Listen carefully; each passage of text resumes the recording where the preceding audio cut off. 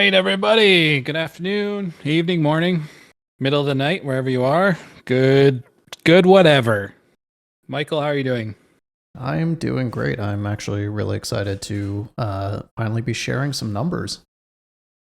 Good. I don't feel good. I'm a little under the weather, and I was trying to eat a salmon fillet before I jumped on here for lunch. So, we're gonna make quick work of this, but we are gonna be thorough when it comes to the actual report.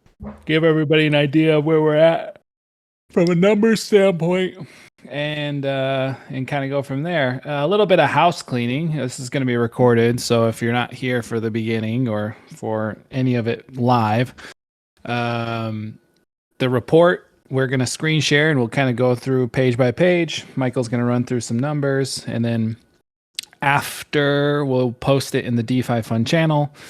And then anyone who's listening to the recording can review it. And then if you're here and you want to review any more details about the report, you can open up the report in the DeFi Fund channel. Feel free to share any questions you might have, and then we can offer any clarifications. But it is going to be a 30,000 foot view of the DeFi Fund, what's invested, what strategies are, kind of the projected APYs, yield so far. It is important to remember that these are partial numbers, so the fund wasn't fully deployed throughout the month of July, and then it is a bit of a crabby market, So we are essentially where we started the month, maybe a little lower when it comes to the macro market. Besides that, I know a couple of people asked about the multi-chain funds. We're just going to assume they're gone. It's $10,000. Yes, it hurts, but unfortunately, that's just the name of the game. And, we're just going to move forward, assuming that they are gone. Now, I can tell you, technically, they are still sitting in the router wallet. They haven't moved. Nothing's changed since the moment we started that bridging transaction. So it doesn't mean it's gone forever, but unfortunately, this is crypto, so we just have to assume it is gone forever so we can move on. So does $10,000 hurt? Yeah. Is it the end of the world? No. There's other protocols that have been around longer that have lost significantly larger sums of money, and they're still healthy, still working strong. And I think ultimately it's important that people keep in mind that, yes, it's bad. No, it's not detrimental to our performance, and we will move forward. So we're going to try and keep that compartmentalized because we don't want to turn a 2 into a 10. It's ultimately a small road bump, but it's not something that we want to turn into a giant problem, give it more oxygen than it needs. At the end of the day, we are moving forward as if that is a loss. Unfortunately, we will we'll have to write that off. But it's not the end of the world, so it's something to keep in mind. Besides that, we are running a Zeely competition from the start of August to the end of August, and so if anyone's interested in some free stasis, they can engage in the competition. Top 20 XP gainers will be getting some free stasis. So keep that in mind. There's the Zeely general channel that has the link and all the information for the competition. With that being said, I'm going to go ahead and screen share on my side, and then you guys will be able to get eyes on the report. Michael's going to walk us through some of the big numbers, and then I'll chip in when needed. So we good to go, Michael? Let's do it. So first and foremost, I want to give a shout out to Ian. Prior to Ian stepping in, this was literally just a bunch of numbers, and Ian managed to turn it into something beautiful. He really did a fantastic job, and very, very appreciative of that. So with that being said, let's go ahead and move on to the next page. So this is just a general table of contents outline, kind of gives you a snapshot view of everything that's in the report. So I'll go ahead and dive into kind of just the basics behind our summary. like Patrick mentioned, we don't have a full month's worth of data. The first half of July was spent acquiring all the different assets. And the second half of July is when we finally got the chance to deploy them. There's something to be said about trying to time the market. If it was ultimately up to us, probably wouldn't have done the deploy when we did it, just because the market was topping out. It was very peaky. But the functioning of the protocol is the DeFi fund. The thing we care the most about is yield and a long-term bias on underlying assets. So it was important to get the fund deployed, get it working, get it generating yield, and make sure that we had that revenue coming into the protocol. So unfortunately, from around July 14th, we saw the market on a more macro scale start to retrace a little bit, pull back, kind of go into this short to medium term accumulation phase. But with that being said, the fund is performing exactly how we anticipated to and exactly how we want it to. You know, our two main focuses when it comes to the fund are underlying asset appreciation going into the next bull cycle, and then making sure that the positions that we're in are generating sufficient yield that fall within the metrics and parameters that we're looking for. And that's exactly what's been happening. In 2 weeks, we essentially realized a yield of almost 2%. And if you extrapolate that out over the course of a year, that's something like 58% in APY. That being said, this is the first month. Some of these are incentivized pools. It may be skewed, but overall, a 58% APY in yield is far exceeding what we were looking for in terms of what we expected and kind of what the target goals are. Very happy with it. Hope it continues. And obviously we will stay on top of investments and adjust as needed to make sure that we're maximizing that yield. But so far, incredibly happy with the yield that the fund is producing. A couple other little takeaway notes. STS Plus has just been a very pleasant surprise. The APA is still almost 50%. And it's been maintaining that and going strong since the protocol launch. It's been kind of the silent sleeper of the protocol, and we love to see that. And the other note that we wanted to point out was, as of the snapshot on the report, the the circulating market cap is a $70,000 discount to the value of the treasury. So essentially, that means that every $1 of stasis is backed by $1.13 of the overall treasury. So in essence, it's almost 13%. I guess you could call it over collateralized. And that's kind of why we always like to echo the sentiment of, you know, price action. Yes, it's important, but it's not the most important metric. As long as the fund is performing well, as long as we're generating yield, as long as we have that underlying exposure for when the market finally goes into its full-blown bull cycle, those are the things that we care the most about than what the chart says on any given point in time, on any given day.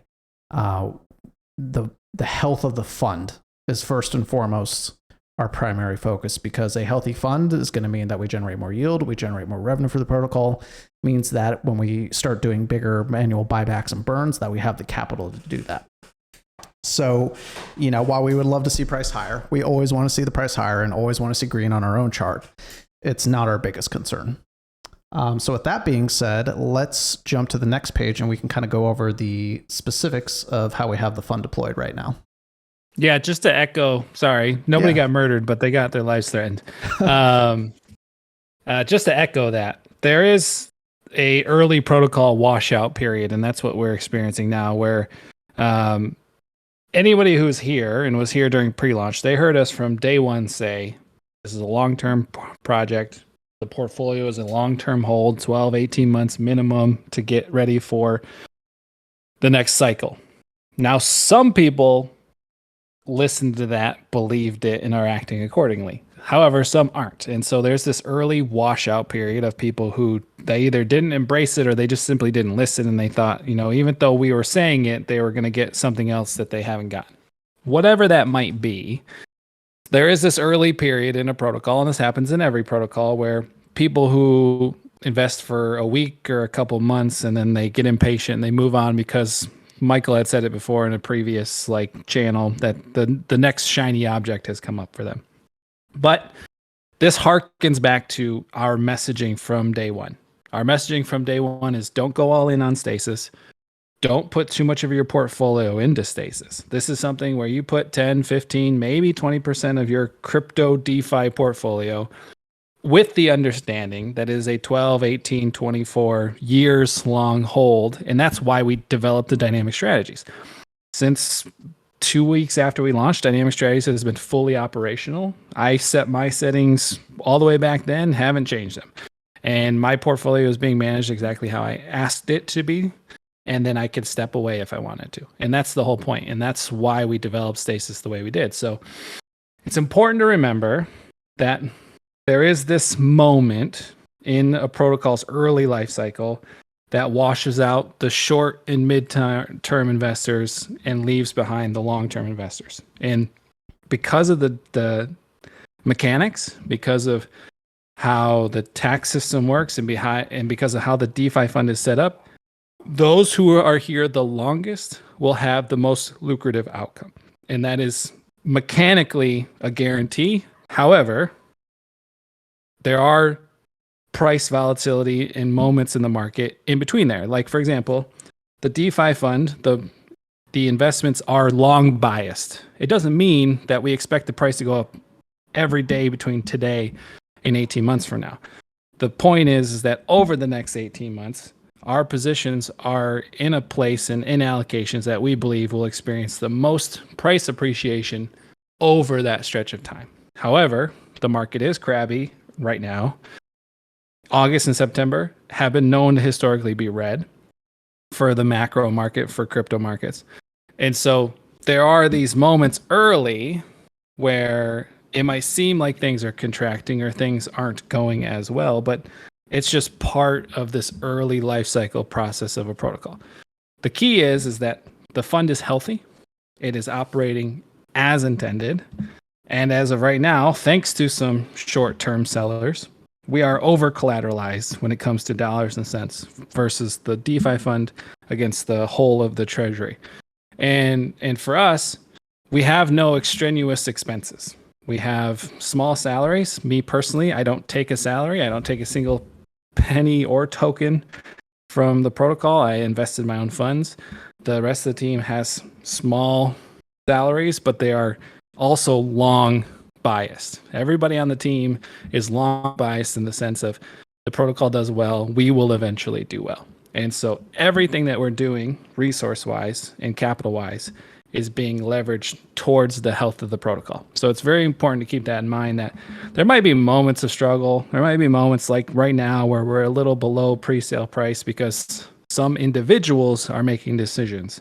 But it's important to remember, and I've said this multiple times, individual decisions do not impact the health of the institution. We as an institution are strong. The protocol is strong. The DeFi fund is strong. But at the end of the day, we have to navigate the market as it is being delivered to us, and we have to make decisions in real time. So it's just something to keep in mind as we move through both this month's DeFi fund report and every month and week over the next few, especially if we do have a bit of a market contraction. It's just something that it's natural.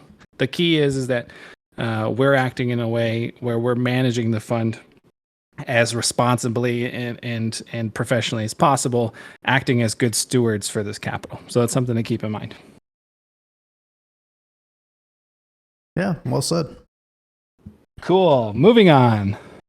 All right, the page that everyone probably cares about the most.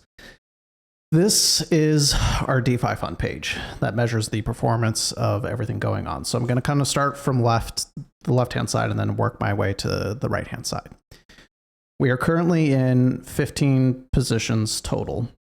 And the approach to this was essentially finding coins and assets that we're long-term bullish on, that we think are going to see, really great appreciation heading into the bull cycle. And then entering into functionally and essentially concentrated liquidity pools for those assets.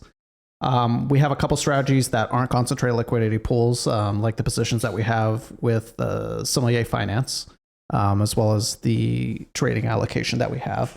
But for the most part, the fund is focused on yield farming, what we consider to be blue chip assets. So, working our way from left to right, chains that we're exposed to are ETH mainnet, Poly, Optimism, Arbitrum, and then the one position that we have on MDB. Now, looking at our total figures, again, just to kind of recap, while the overall dollar value of the fund may go down, that's because of the underlying price exposure that we have on these assets, and it's not realized yet. So just as, it could go down $3,500 this month for the underlying value, it could go up $3,500 or $7,000 or $20,000 next month. It just depends on what the underlying assets are doing at any given point in time.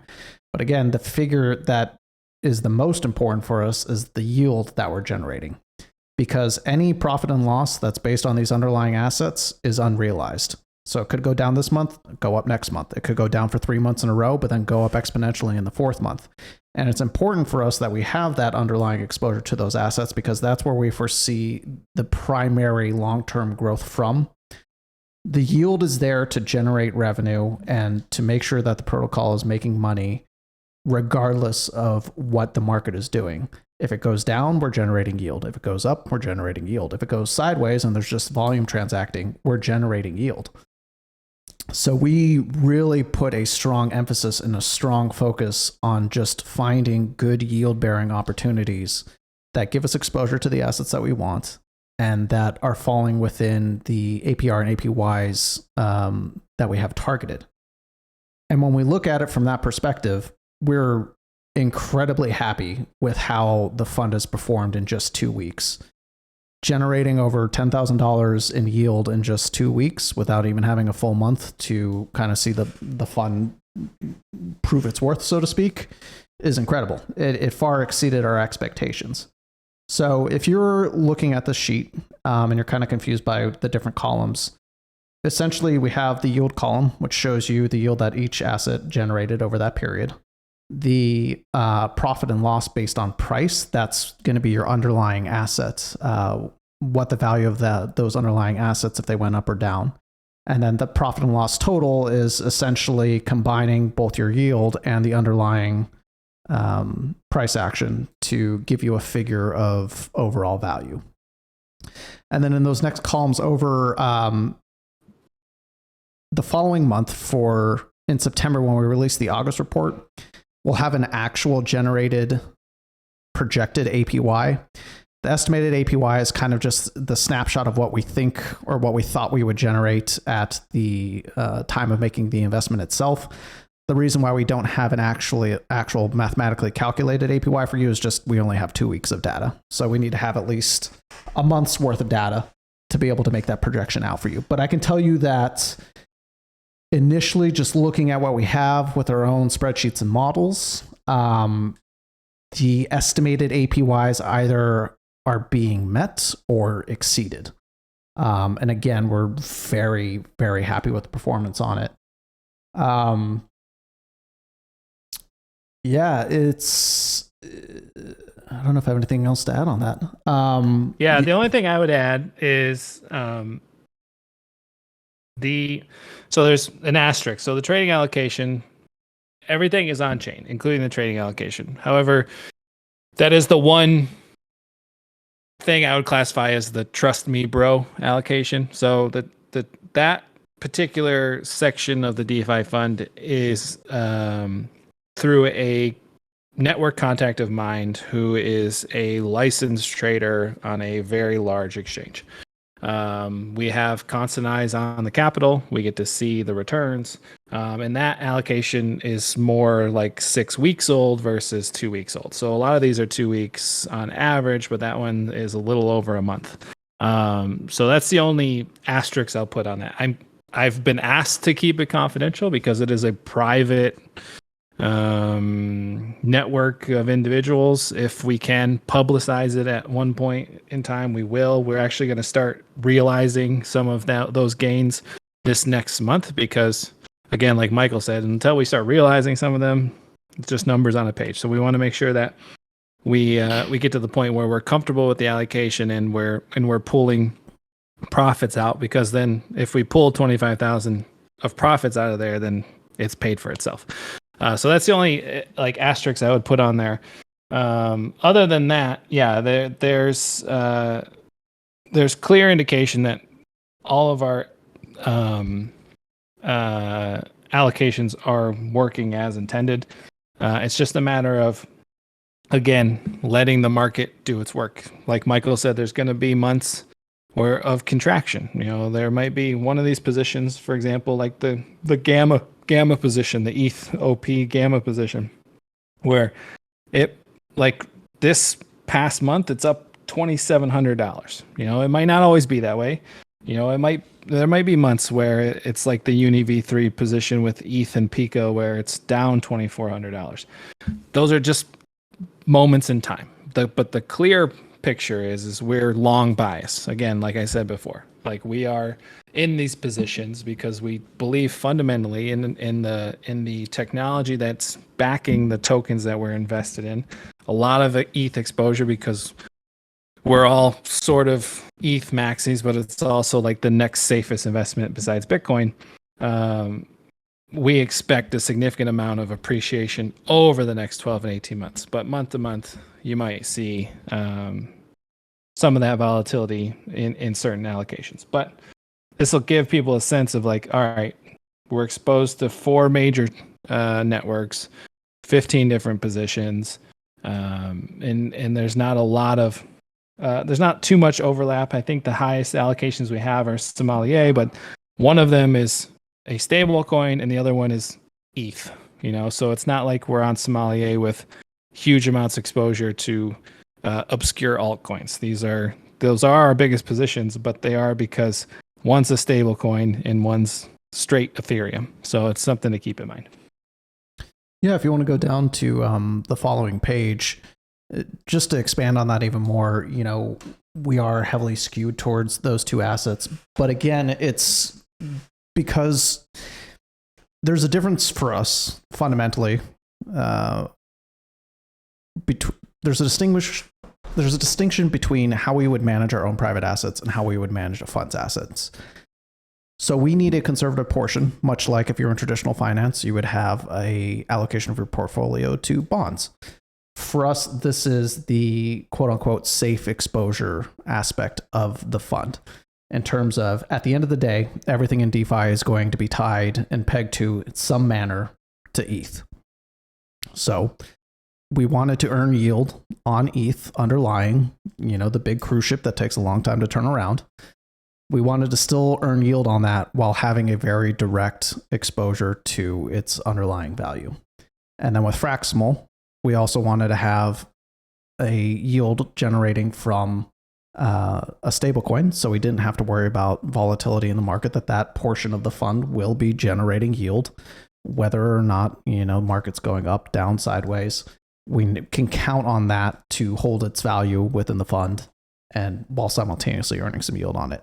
That being said, none of these investments are inherently fixed in terms of we are committed to these specific vehicles for the duration of the bull run for, arguably even next month.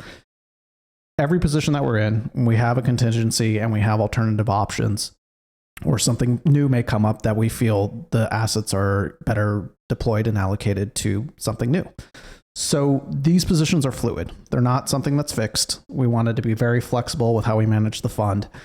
For us, again, the main metrics that we're looking at, especially when choosing the yield-bearing assets, are performance when it comes to yield, underlying exposure, as well as managing security and managing risk.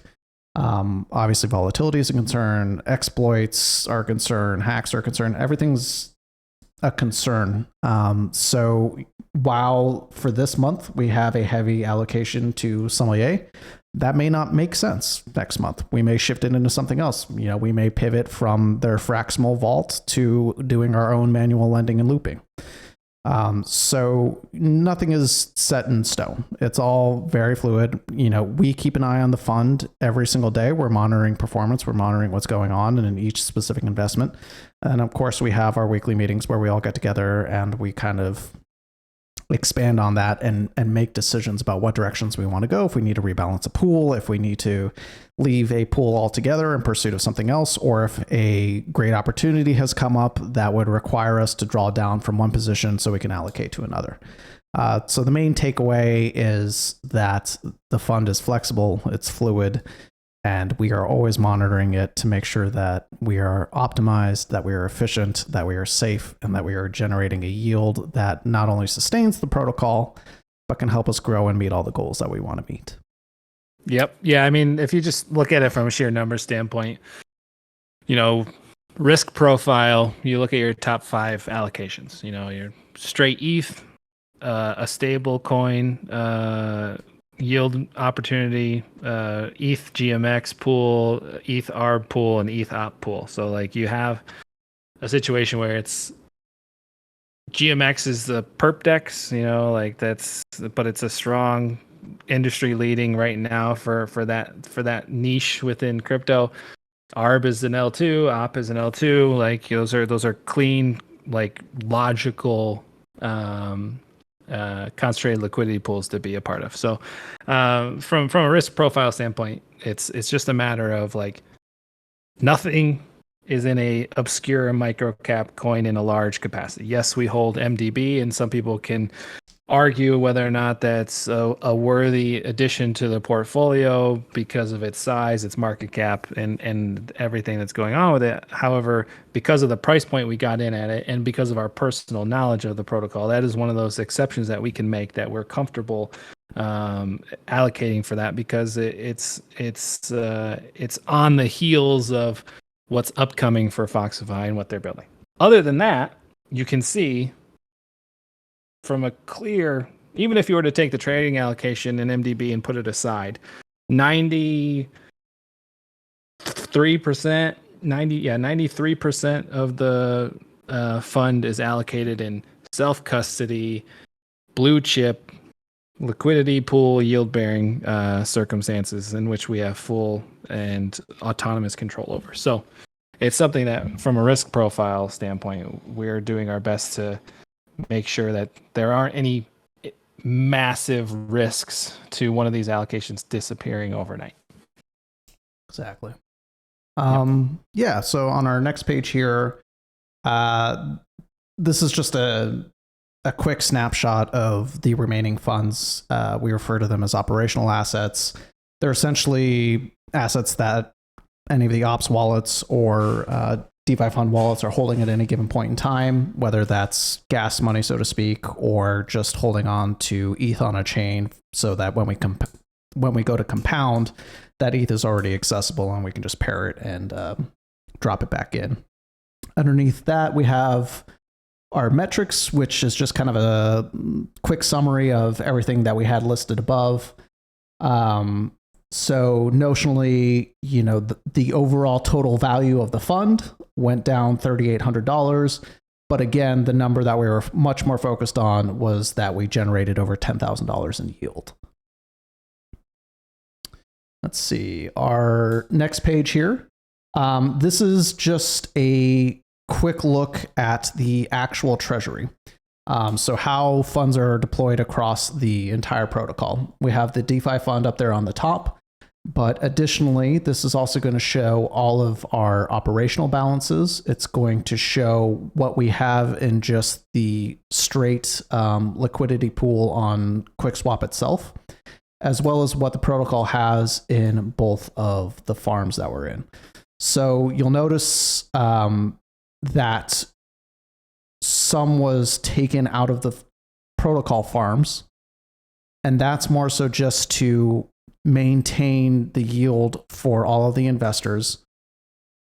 The important thing, and we'll get that into it in I think about 2 pages or 2 or 3 pages deeper, we're always monitoring to make sure that there is sufficient liquidity in the liquidity pools. So the only time that the protocol itself is going to pull money from the farms is if there's sufficient liquidity, and making sure that the rewards are primarily benefiting the investors instead of the protocol itself. Because we want to make sure, if you guys are providing the liquidity and doing a lot of the heavy lifting on liquidity, that you're compensated accordingly. So if we see an opportunity where we can allocate and move those funds to other parts of the protocol, then we'll take those opportunities. That being said, we will never put it in a position where there's insufficient liquidity accessible for everyone. Yeah, and at the same time, it's, again, dollars and cents, it's still, from a protocol standpoint, over collateralized. So, but that comes down to just like, there's no irresponsible actions being taken by the team. Everything is team's discretion. That's how it was presented pre-launch. That's how we've operated this entire time. But we've made it abundantly clear that there isn't any irrational or ego-based decisions being made. We've seen previous protocols in the past. They get so tied up in making sure that their chart looks nice that it'll look nice for a little while, but then they run out of capital and then everybody sells, and there's no way for them to be able to recover from that. And so for us, we keep rewards flowing in certain capacities depending on the availability of funds. But at the end of the day, the long-term health of the protocol is paramount. And so we focus a lot of our attention on the DeFi fund, and that is shown in the treasury composition on this page. So like you can see 82.1% of all the capital we have within the protocol is allocated to the DeFi fund. Naturally, that percentage would be a little higher if the fund and overall treasury was larger. But because we want to make sure our ratios stay strong within the LPs, there is a number of allocations percentage-wise to the farms. But you can see, like, operationally, like, we keep a very tight operational balance just because we want to make sure that as much of the capital available to us is in the DeFi fund. So that's why our operational balances are only 2% and the DeFi fund is 82%. Yeah, I think another thing to keep in mind too, if you're on the previous slide and you're looking at the values and the figures there, it's denoted in dollars. So if the market goes down, it's going to go down in accordance with the dollar value that the market's gone down. It's the same thing as if, August turns out to be a heavily green month, that figure is going to shoot up significantly. So, that's, again, part of just the exposure to underlying assets and price action on those underlying assets and why we're operating from a long-term bias. Yep. Yeah. Yeah, but I think the number we had in the white paper was projected, I think 86% was going to be in the DeFi fund. So, I mean, we're within that ballpark. If we ran the numbers now and the number was like 64% DeFi fund, there would be some major questions. But like, we're in the margin of error here. We still have a good amount allocated to the LPs because, frankly, you need to. Like, our ratio is like 30% LP to market cap. The backing is half of that, so it's almost 20%, which is extremely healthy. If you were to look at any other protocols with what their ratios are between circulating market cap and their LP total value amount. So it's something to keep in mind. Yeah. This page is essentially just a breakout of the 2 pages back. It's essentially the treasury minus the DeFi fund, just to make the figures a little more focused, to give you guys an idea of what's going on outside of the DeFi fund itself. It's a more interesting table to look at. I kind of had mixed feelings about including a profit and loss column, only because because it's not profit and loss. Yeah, it's not profit and loss. It's just it's kind of showing you how money is flowing through the protocol. So, just kind of keep that in mind when you look at this. For example, we pulled money from the farm, protocol owned assets from the farms. So it's going to look like a scary figure, even though it's not really profit and loss. It's just money moving through the protocol. Yeah, it's not profit and loss. It's literally just. Did we lose you, Patrick? I think you might have accidentally muted yourself. I'm back. He's back. Sorry. I wanted to add a little excitement because I think a couple people fell asleep. Always exciting. Let's go to the metrics page because I think that's also an exciting page. Do you want to take the lead on the metrics page? No. Okay. Why would I? You've been doing such a great job. So this is kind of, I would refer to it as almost a protocol health page. This is going to give you a snapshot of all of the bigger picture metrics that we're watching on a daily basis. We have the fully diluted market cap, circulating market cap, value of the treasury, how the liquidity pools are doing, how much is actually backing each of those liquidity pools. And by that, I mean either Matic or STS Plus that's backing each respective pool. But some of the more interesting figures that I think matter are the ratios. So for example, liquidity pool to treasury, liquidity pool to circulating market cap, the backing portion of the liquidity pool compared to the circulating market cap. And those give you an idea. When we say that we're monitoring liquidity, it's making sure that those percentages and those ratios stay within a sufficient range. So, for example, you can look at the backing LP to the circulating market cap ratio. We actually went from 15.72 to 17.34%. What that means is that there is more liquidity with respect to what's out there. We always want to make sure that we have a healthy amount and a sufficient amount of liquidity available to the protocol at any given point in time. So those are figures that we watch very, very closely on a regular basis to make sure that it's sufficient. Below that, you can see it's essentially the dashboard figures of the projections for APY for the various earn opportunities. So single staking came down as, we fully expected it to in terms of, when the protocol first launches, it's going to slow down. You're always going to have super high figures in the beginning that are going to drop over time just by the nature of how the protocol works. That being said, the farms have actually seen a nice little tick up in terms of the APY, the projected APY that they're spinning rewards out at. And again, just the super pleasant surprise was seeing that STS Plus is still very close to a 50% APA, which is so far exceeding our initial expectations. The key here is almost 70% of the circulating supply of stasis is in single staking. So the discrepancy between farm APY and staking APY, the narrative there is too many people are single staking and not enough people are farming, which is net positive for the farmers. Like if you're farming, you're loving farming right now. And if you're single staking, you're getting slightly less APY. So it's not a bad deal because you don't have any exposure to impermanent loss, but it is the protocol is heavily favoring the farmers now, more so than we even anticipated it would. We anticipated the farms would settle between 50 and 100%, but the fact that they're still, I think one's touching 100%, the other one's above 100% as of today versus the first of the month. So it just means that more people are in single staking than we anticipated, and less people are farming, which again, that's your prerogative, but the farmers are making bank right now. Yeah, good time to be farming for sure. In terms of token supply and burns, we've burned almost 2.5 million tokens since the inception of the protocol, with a little over 1.4 million of that from this month alone. So essentially, we've burned 2.22% of the circulating supply already, which is great.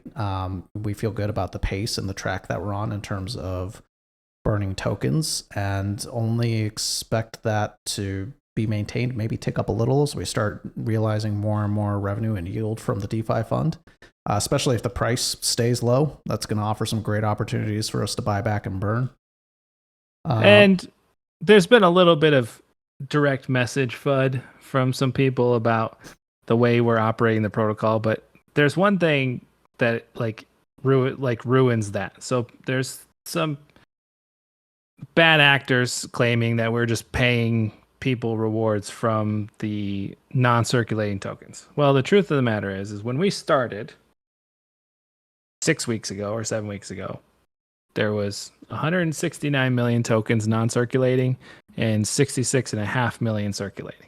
Well, as of today, there's 63.5 million circulating.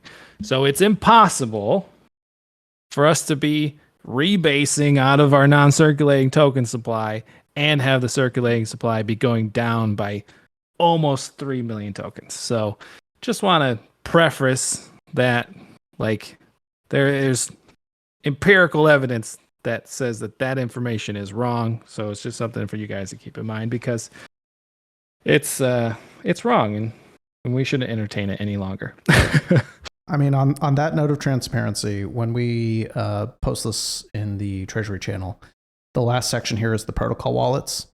You can view what the protocol wallets are doing at any given point in time. All of these wallets are linked to DBank except for the Kepler wallets, just because we're trying to figure out a good way to kind of share that with you guys. Functionally, though, that Kepler wallet is just used for bridging assets through Cosmos. I don't think we really hold anything on it.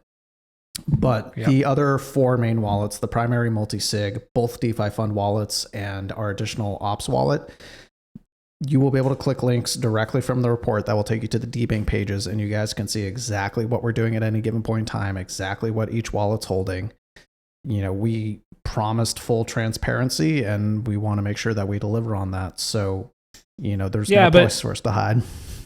Yeah. Even within context, like, there are tokens that flow back to the primary multi-sig, which is the non-circulating wallet, and then we pull tokens out of that have gone back into it. So it's without context, it might look like, oh, we're pulling tokens from non-circulating, but the truth of the matter is there's always tokens flowing into that wallet, and then we remove tokens from that wallet. It doesn't mean that we're pulling tokens out of non-circulating. It means that the tokens that have flown into that wallet, we remove from that wallet and either burn or use for rewards for those who are still engaged in the protocol, whether it's staking or farming. But the key is that over 7 weeks, despite the tokens flowing into the wallet and tokens being pulled out of the wallet, despite that give and take over the last 7 weeks, our circulating supply has dropped by almost 3 million tokens. So again, there's context to be given to the activity, because if you just look at the blockchain agnostically without any context, then you might get the wrong idea. So it's important to keep that in mind. Yeah, I think that's a full walkthrough for the monthly report. If anyone had any questions, happy to address them. Stasis Network. Yeah. Any questions? I can look through here. Doesn't seem like there's a lot of questions. How long do you think a buyer will expect, and what will guarantee the investor of the project? There's no guarantees. That's from Heavy Stones. The key is there's no guarantees. If someone's offering you a guarantee, then walk away quickly. The key for us is everything within this space is a risk asset. Every team is a risk team. Every protocol is a risk protocol. It was everybody's due diligence and decision-making process to get involved in Stasis. And thus far, long after we collected the funds, we have continued and will continue to act in an ethical and straightforward manner when it comes to the fund and how we manage the fund, how we communicate it to the community. But again, we were explicit in expressing to people that this is a long-term process. And if you were expecting short-term profits and a quick flip, you are sorely disappointed. And I feel bad that you're disappointed, but you didn't listen. And those that are selling for a loss right now, they are making that choice themselves. It has no reflection on the health of the protocol or the health of the fund or the health of the team. We are here working. Every week we put out a podcast episode that Michael and I enjoy doing. The Horde boxes that we're working on coming up the second half of August are in production with developers, so we're working on that right now. There is no valid empirical reason for people to be selling other than they're impatient, and that is an individual decision that does not reflect the institution's health. And so that's a very important partition in logic that we need to establish, because at the end of the day, we will do everything we can to make sure that stasis is successful, but we can't guarantee that. No one is going to guarantee that. The bank can't even guarantee you your money, even though they say it's insured up to $250,000. So it's important. Again, context is important, and we want to make sure that everybody is establishing the right expectations. Oh, I see a question specifically for you, Patrick. Oh, where do you see your NFTs 2 years from now, and how does your project align with that? Oh, my NFTs. I mean, the NFTs are an extension of the passive income. You know, they get paid weekly rewards from a decaying contract. You know, the artwork's amazing. Ian did a great job in the artwork. We're going to continue to push forward with the plans to gamify it a little bit. We're talking to a team that came up with a game for Vikings that we're going to maybe try to see if we can't co-opt the tech a little bit when it comes to the Rumble Royale and some other stuff. So I think the NFTs are performing exactly as promised. In fact, even the God NFT and Valkyrie Vanguard NFTs have been getting their bonuses the last 2 months as promised. So I think I don't see any issue with the continued performance or output of the NFT, other than here's my one caveat. If you don't own an NFT now, you sure as hell going to want to own an NFT when we start burning tokens. Because if we have 100 million tokens left to burn after the Horde boxes and stuff, that's 10 million more tokens that are going into the NFT contract. I don't know if anyone knows that, and on top of that, if we don't mint out the NFTs, the per NFT backing value of the NFTs is going to be really high. In fact, at some point, if you add up what we're going to be putting into the NFT contract, along with the lack of NFTs being minted, there is a chance that the NFT becomes over collateralized in tokens. So yeah, it's just kind throwing of that out there. It's a bit of an internal struggle. You know, you want to see the progressive launch go really well, but if it doesn't, man, NFT holders are going to be very happy. Right. Yeah, it's a bit of a double-edged sword. So what we're going to do, and this is our focus right now, is we're going to focus on the Horde boxes. The second half of August. That's going to be our singular focus, because that's going to be something that's fun for us. It's fun for the community. It adds extra capital into the DeFi Fund and into the protocol. And then after that, we will do an NFT mint, because then we'll have a clear idea of, in a ballpark number, of how many tokens we will be burning. So between those two situations, it could be extremely beneficial to hold an NFT, although it's not required. So Good Gall asked if we can supply solar panels for me. The apartment building I live in has 300. It has hundreds of solar panels on it, and none of them help me. So I think we're good on the solar panel front. Security and guarantee is more priority. Security, yes. I mean, everything that we're doing is as secure as possible. One thing I will point out is the DeFi Fund isn't behind a multi-sig. It's on hardware wallets that are partitioned between myself and Barry. So we have security measures in place, both Barry and myself, that if anything were to happen to us, heaven forbid something does, we don't plan on it. We're young enough and we're well taken care of enough, and we are pretty risk averse. Neither of us do any skydiving unless we take an errant golf ball on the golf course. Shouldn't be any reason for Barry and I to be at risk of mortal outcomes. However, if in the very, very rare chance that something happens to us, we already have systems in place that the funds would be given to the nearest geographical teammate. So for myself, it would be Michael, and for Barry, it would be Ian. And then the funds would be returned to the other core team member that's left. So we have systems in place that, heaven forbid something happens, we have them. We have contingencies ready to go.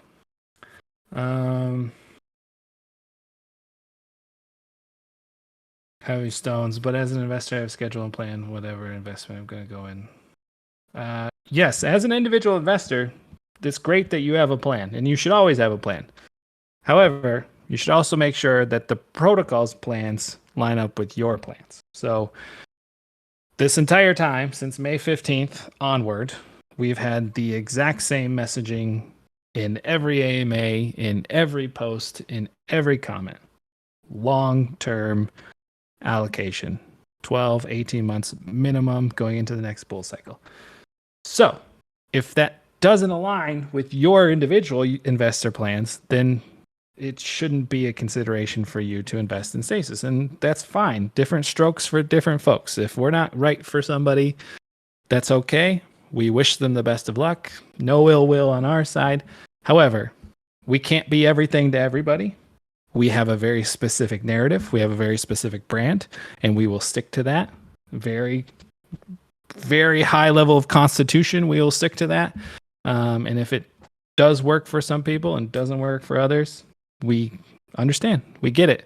But unfortunately, we can't make decisions based off of individuals who either no longer align with our brand narrative or who never aligned with our brand narrative and didn't listen to us. So it's a very key distinction that we can't be everything to everybody. You're not going to go to a pizza shop looking for a sub. You know, you're not going to go to an oil change place looking for groceries. So it's the same thing with these different protocols. You should be here because part of our brand narrative or our key distinction aligns with either your investment style or in your investment strategy, and then kind of go from there. That's where you should start your decision-making process. All right. Any other questions? We are coming up on a full hour. I still don't feel good, and I'm still going to murder somebody. Might have been that salmon fillet. It might have been that. It might have been that salmon fillet. You know what? You might be right. Other than that, okay, so we will post the monthly report. Again, the key takeaway. All the money's still there. It is put to good use. It is being well taken care of. The protocol is strong. We are due to some short-term investors who have decided to sell for either a break even or a small loss. We have found ourselves in a position where the protocol is over collateralized dollars and cents. And that is extremely healthy for us as a institution. So thank you all for coming. We'll post the DeFi Fund report in the channel, the appropriate channel, underneath announcements. Other than that, Michael, you have anything else you want to address? No, I think we went through it pretty thoroughly. Let's give away some money. Cool. Let me look here. Well, we don't let you do giveaways anymore. Banned. Because you have a habit of really, messing it up. I think you should give it to that one that says recording. I think that one definitely deserves a giveaway. Is that Carl? A little bear. I think that's Craig. Oh, sorry, it's Craig. I'm going to give $25 in STS away to Viking Napoleon. I was going to call him Viking X, but that's not an X. That's two swords that are crossed. I like it even more. Viking Napoleon, $25 in STS coming your way. If you could open up a ticket here in Stasis, we'll get you sorted. So Viking, that is our winner for the day. $25 in STS. All right. Anything else? please reach out if you have any questions about the fund, about what's going on with the protocol. The next steps are hoard boxes. Very exciting. And we might have a couple other things happening, but I can't talk about them until I know that they are for sure. So I don't like to tease you guys. I like to just give you concrete information. Other than that, He says as he teases. as I tease, it's a pre-tease, prologue tease. I don't know. Everything's good. The DeFi fund is allocated and working. Protocol is running. Every person selling now is delivering future profits to those who are still here. And so we appreciate everyone who's here. We appreciate everyone who was here before and who is not here now. Everybody played a part in the protocol operating as it should. And we look forward to the next many weeks and months and years. And we're not going anywhere.